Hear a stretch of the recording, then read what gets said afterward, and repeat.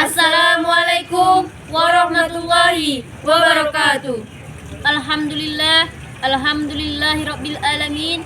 Assalatu wassalamu ala asrofil anbiya'i wal mursalin Sayyidina Muhammadin wa ala alihi wa ashabi ajma'in. Amma ba'd.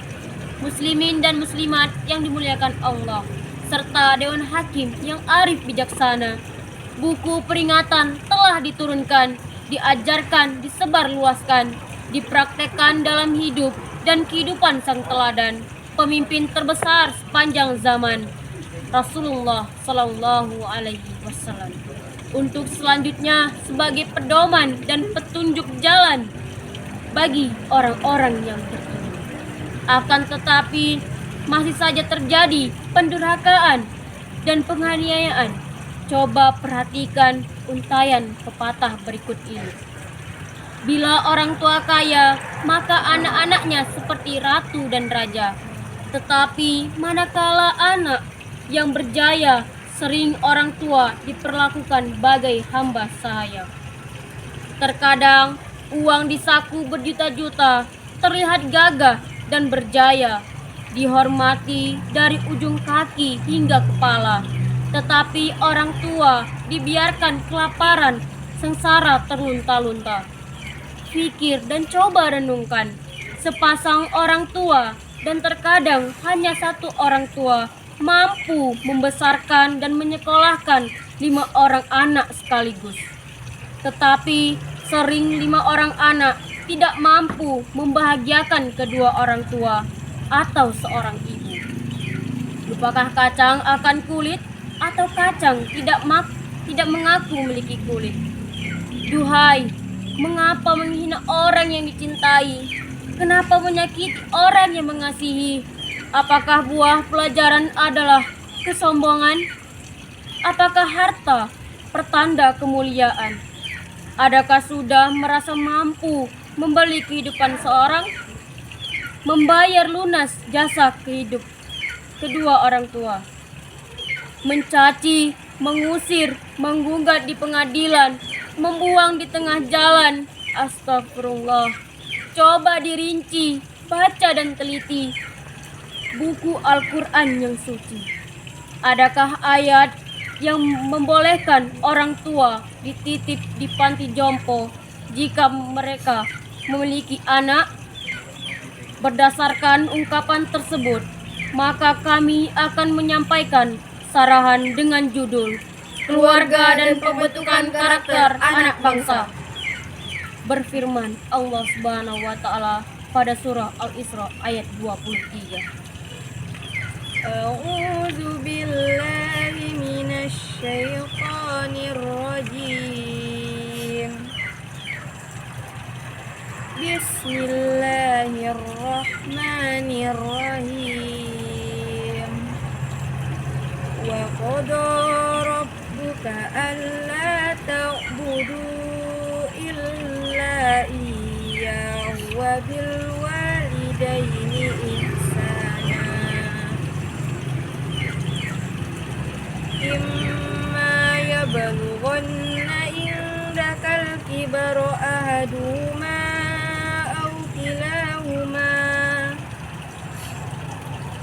أو كلاهما فلا تقل لهما أف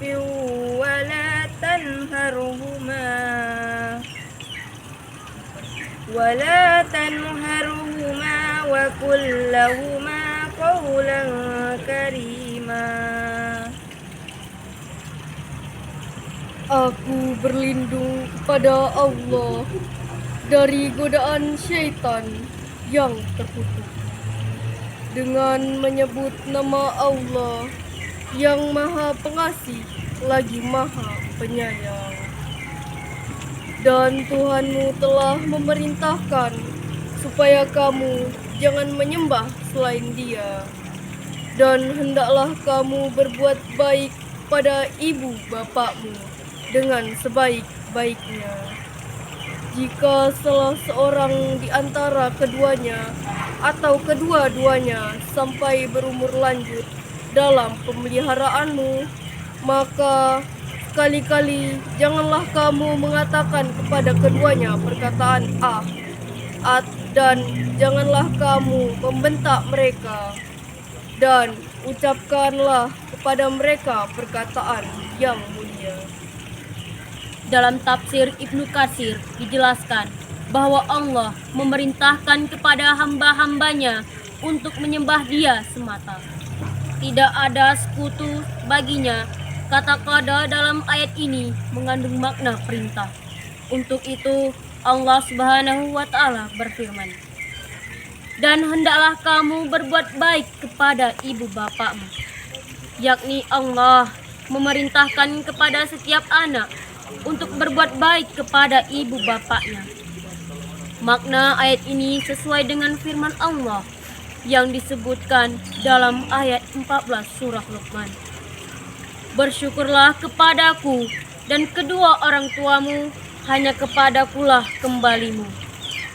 Adapun firman Allah, "Jika salah satu dari keduanya atau kedua-duanya telah berumur lanjut dalam pemeliharaanmu, maka janganlah sekali-kali kamu mengatakan pada keduanya."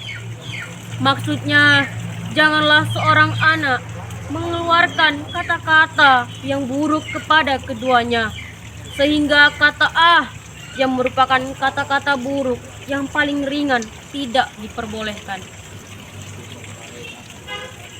Dan janganlah kamu membentak mereka, yakni janganlah seorang anak bersikap buruk kepada kedua orang tuanya, seperti yang dikatakan oleh Atta Ibnu Rabah sehubungan dengan makna firman tersebut.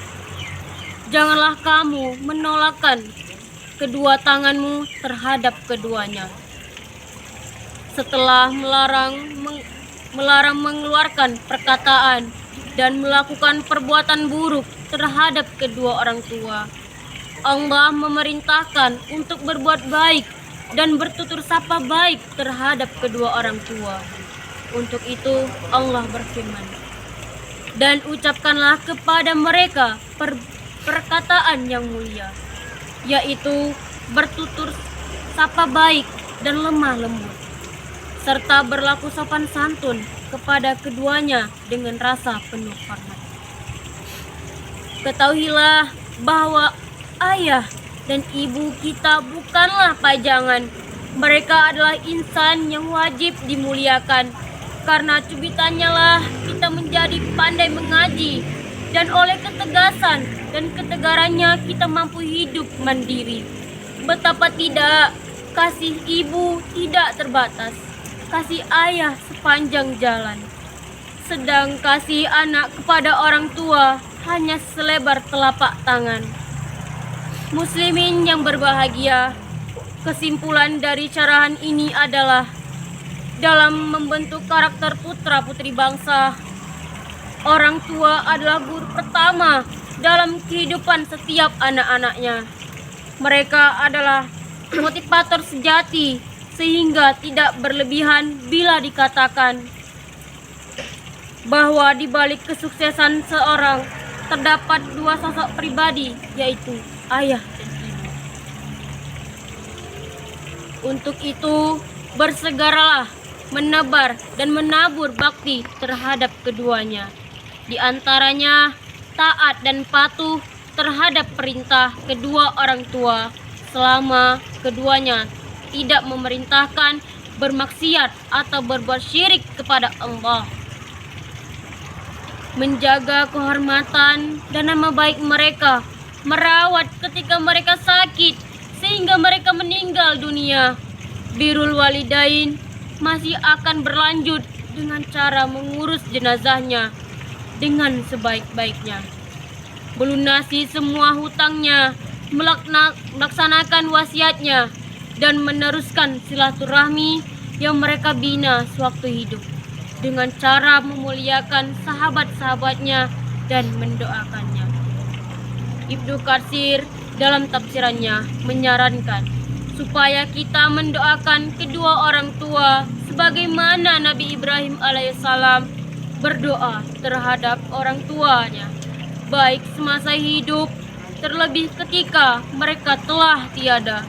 Doa tersebut terlukis indah pada surah Ibrahim ayat 41. Rabbana ighfirli wa liwalidayya walil mu'minina yawma yakumul hisab. Sadaqallahul azim. Ya Tuhan kami, beri ampunlah aku dan kedua ibu bapakku dan sekalian orang-orang mukmin pada hari terjadinya hisab atau hari kiamat. Maha suci Allah dengan segala firman-Nya. Amin ya rabbal alamin. Demikianlah sarahan yang dapat kami sampaikan. Salah dan kilap mohon dimaafkan. Assalamualaikum warahmatullahi wabarakatuh.